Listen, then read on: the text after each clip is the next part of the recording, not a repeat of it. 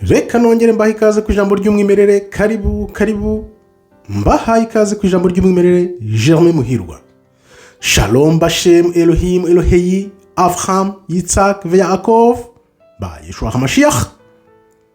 Maze anachnu chorochim lilchot hayom. Tugiye kureba iki uyu munsi?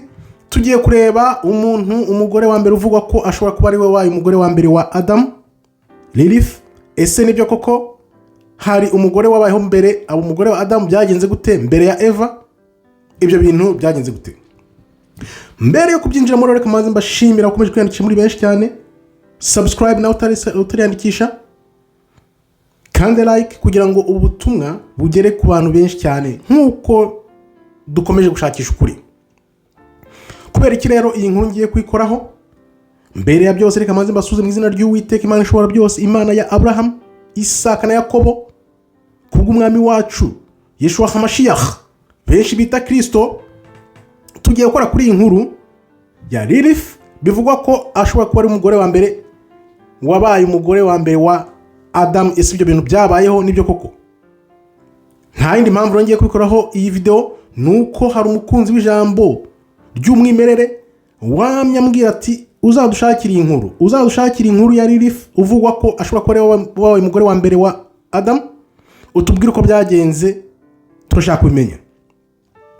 Nabyanditse ahantu bibaho, ariko hashize iminsi 2 byanje imbere mbona filime yabikozweho ivuga iby'uwo Lilith. Nibwo nahise nibuka rero uwo mukunzi w'ijambo ry'umwimerere, ndavuga nti iby'ura muntu yambwiye warebe byari byo. Iyo filime ndayireba ndashungura nanjye ngo ndebe koko kugira ngo turebe kuri kwibi bintu. Narebye iyo filime rero nanjye birantangaza. Wibuke hari video nakoze ivuga ko Adam na Eva bari mu busitani, ko Eva atashutswe n'inzoka. Sinzi ko iyo video wayireba uyibuka, wayishakira mu video nakoze, ndanayishyira ku mugereka aho ngaho. Ariko icy'ingenzi ni uko twumvaga ko atari inzoka yashutse Eva. Byagenze gute rero? Nubwo bishobora kuba byarihinduye mu ishusho y'inzoka, reka twumve uko byagenze.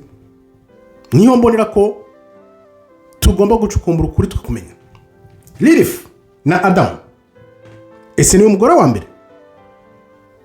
Lilith avugwa nk'umugore wa mbere wa Adam. Bakaba bararemewe igihe kimwe, kandi noneho bose baremewe mu gitaka. Wibuke ko twumva amateka batubwira ko Adam ari we waremwe mu gitaka, Eva akava mu rubavu rwe. Ariko uyu Lilith tubwirwa ko yaremewe igihe kimwe na Adam, barimwe bombi bavuye mu gitaka. Reka twumve. Ntabwo bimeze nk'uko Eva yaremwe we avuye mu rubavu, ahubwo Lilith we yanganaga na Adam kuko bose baremwe mu buryo bumwe bavuye mu gitaka. Kutumvikana kwabo rero byahereye. Lilith yanze kuba munsi ya Adam, bakomeza bagira intonganya ko Lilith yavugaga ngo Adam ashaka kumugira muto kugira ngo we yishyire hejuru, kandi bose bararemwe bangana. Ariko Adam we yakomeje amubwira ko ari we ufite ububasha. Noneho Lilith we arabyanga yivuye inyuma ngakoresheje imbaraga z'ijuru, mabanga, kandi noneho ahita asiga Adam arigendera. Noneho Adam asenga Imana noneho kugira ngo Imana yohereza abamarayika bagarure Lilith. Ariko Lilith yanga kugaruka. Aravuga ngo ntashobora kugaruka mu busitani, ahubwo ngazihimura. Agomba kuzihimura ku mwana w'umuntu, kubera ibyo Adam yamukoreraga ashaka kumushyira hasi. Igihe kirashira noneho bikavugwa ko Lilith ari we waje kujyamwo n'amadayimoni, atangira kuba umuntu w'ikigomeke. Ubwo rero aragiye, amaze kugenda nibwo Adam yavuze ati nsigaye ndi jyenyine. Noneho Imana imuha amahirwe ya kabiri. Lilith amaze kugenda rero, Imana ngirareba ibona ko Adam ari wenyine bya bindi dusoma mu ijambo risanzwe batubwira ngo ntibikwiriye ko Adamu yaba wenyine, urabyibuka ngo nibwo yamuhaye umufasha. Noneho aho kugira ngo Imana yongereremo undi muntu nk'uko yabaremye mu gitaka, nibwo yafashe urubavu rwa Adamu iremamo Eva. Byerekana ko ari ikimenyetso cy'uko nyine bari hamwe bafite ubumwe buzuzanya, aho kujya mu macakubiri, mu guhangana bidashira. Imana rero iravuga iti reka muvane mu rubavu noneho azace bugufi. Byumvikana ko Eva ntabwo yanganaga na Adamu nk'uko mbere byagenze kuri Lilith, kuko bose bari mu cyarimwe. Noneho bikatwereka ko Imana yari ifite gahunda yo kurema muri ubu buryo Eva na Adamu babaho ngaho, baba mu busitani. Icyo gihe rero umubano wabo ntabwo wari ushingiye ku buringanire, ahubwo wari ushingiye ku itegeko ry'ijuru. Urabyumva?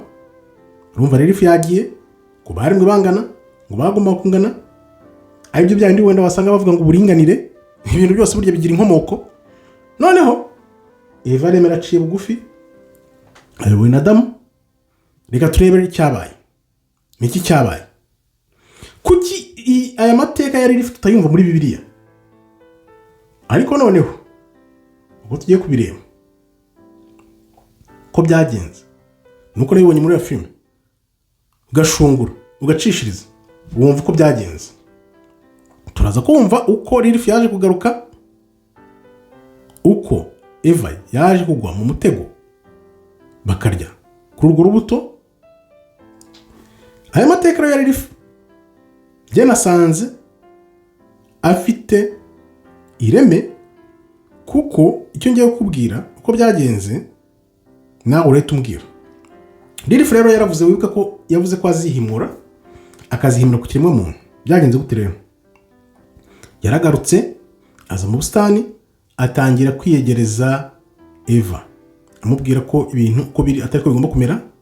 Noneho aza kwihindura inzoka. Nuko byagenze, nuko Lilith yaje nyine aremwe angana na Adamu, bari mu icyarimwe mu gitaka, barashwana, maze gushwana aragenda. Noneho aravuga ngo azihimura, agarutse noneho agaruka Lilith nyawe.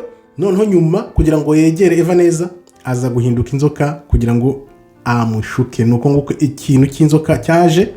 Urumva ko yari umuntu, yari Lilith. Twaragiraga amakenga cyangwa tukagira amakenga tukavuga inzoka, iyo nzoka yavuye hehe? Ahubwo ni Lilith wahindutse, yihindurira mu nzoka, noneho kugira ngo ashuke Eva. Nuko byagenze, ariko urumva ko yari umuntu. Twaravuga ati ese twaribazaga yari umumarayika? Ibyo bintu birabagirana. Kumbi ni Lilith wihinduye, kuko nyine uko byari byanditse ubu kubandi ko byagenze, yarahindutse areka kuba Lilith uwo yari we, yihinduramo inzoka kugira ngo abone uko ashuka Eva. Nuko byagenze. Ubwo ngubwo rero reka turebe. Lilith rero yerekana ko kiremwa muntu ibibazo gihura nacyo bya buri munsi naho ngaho byaturutse, kuko Lilith we urebye yigometse ku mategeko y'ijuru, yanze guhitamo ijuru. Urumva ryaravuga riti okay, dore ukuntu ibintu bigomba kumera. Waravuga ati no, ntabwo ariko bigomba kumera, ahubwo we yihitiramo ibye, ava mu busitani aragenda.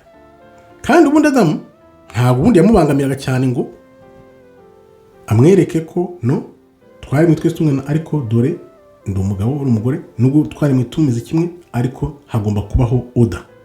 Nibyo yanze rero aragenda. Hamwe na hamwe bavuga ko Lilith yakomeje agira nabi kiremwa muntu, aribwo yaje nyine gushuka Eva.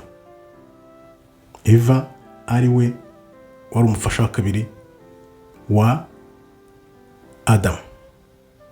Muri make rero Lilith byerekana ko ibyo yakoze byagiraga ngo tuzacungurwe, kuko wari umugambi w'Imana hazaze Eva nibirangiza none umugambi w'Imana usoze hazabone kuza umucunguzi ari Kristo ariho yavuye. Rero twavuga tuti se ni wawe umugore wa mbere wa Adamu.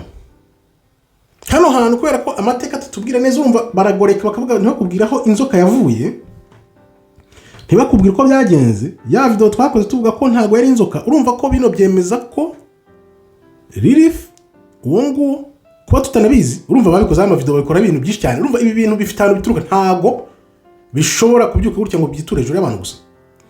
Niba yarabayeho, nimba iremwa, nuvuga ngo amateka y'iremwa tugomba kuyasubiramo kugira ngo twumve uko byagenze, kuko ntabwo byahita byitura hejuru gutya ngo Adam arasinziriye Imana imukuye mu rubavu. Hari umuntu wabajeje bundi aravuga ati kuki ngo Imana yatumye yabanje kureka ngo asinzire, kuki itabikoze n'ubundi adasinziriye. Urumva ko hari ibintu byinshi duhishwe dushakisha kugira ngo tumenye uko kuri uko byagenze, kuko aya mateka aragoretse. Nk'umuntu aribaza ati, hari umuntu wibajije kuki Imana yategereje kugira ngo Adam asinzire aba ari bwo Imana imukura mu rubavu. Noneho bakongera bakibaza bati kuki mbere y'umwuzure, mbere y'iyo byose yuko nacumura, kuki batari barigeze babyara abana?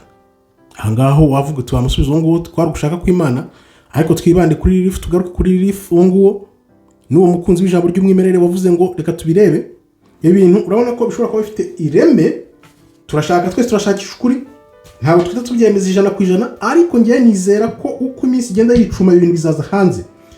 Niba koko wumva Imana yabaremye Adam na Lilith bangana, ibarema mu gitaka bose biranga, banga kumvikana, noneho Lilith ava mu bustani aragenda, Eva Imana yamuremye uko yamuremye. Noneho wibuke ko mu gihe barayo ya video nakoze nkubwira ko urubavu bavuga rutari urubavu, ahubwo yafashe igihande cyose cya Adam ivanamo Eva kugira ngo bangane, no bigaragaze ko noneho bose avuye muri Adam. Noneho Lilith we wumva ko yari yararemwe mu gitaka nka Adam, we yavuga ko bagomba kungana, akabariho nyine bashwaniye. Rero bikatubwira ko aya mateka y'iremwa byanze bikunze hari ibintu byinshi twahishwe. Urabona hari ibitabo byinshi bavanyemo, hari igitabo cyo mu itangiriro bavanyeho mbere bakase. Tuzabishaka dukomeze tubishakishe turebe ko aya mateka byagenze. Kurumva bishobora kuba bifite ireme. Nimba Lilith yari ahari akagenda hakaza kuzeva, tukaba tutazi uko itangiriro bigenda bitangira, ayo mayobera yose uko byagenze, nuko nguko rero tugira intangiriro yo kugenda tubyinjiramo. Nkaba rero nshimira uwo mukunzi ijambo ry'umwimerere, ntibuka izina neza ariko bone ndebye neza naza kureba uwo ari we, cyangwa nawe ukandika nimba wibuka neza we wabimbwiye ngo nzashakishe Lilith, twige ku bintu bye dukomeze tubyigeho. Nkaba ngushimiye, mujye mukomeza munyoherereze ibyo tuganira kugira ngo ukuri tugushakishe, kuko tugomba gucukumbura ukuri, kuko ukuri kubohora imbohe. Abo twabanye rero nkabashimiye, kandi hora kugira ngo ubutumwa bugere ku bantu benshi cyane.